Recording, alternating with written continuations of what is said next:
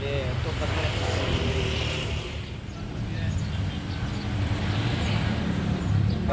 ini KPU Kota Pariaman mendistribusikan logistik Kota Suara ya, semua logistik ke kantor desa dan lurah. Tadi sudah dibuka oleh Pak PJ, Forkopimda.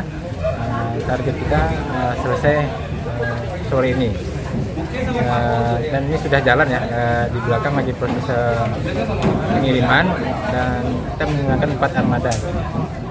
Itu ke seluruh desa? Ya, seluruh desa ada 71 desa dan lurah.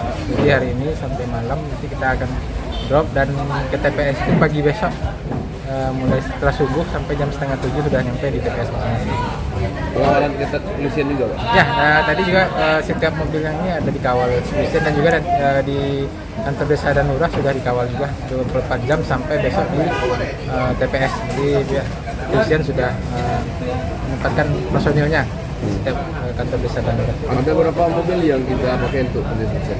Ini ada 4 mobil ya, 3 yang roda 6, 1 yang mobil kecil untuk menjangkau daerah-daerah yang tidak bisa dilewati mobil besar. Untuk distribusi hari ini sampainya ke kantor desa atau di rumah warga nih? Di kantor desa dan lurah dulu.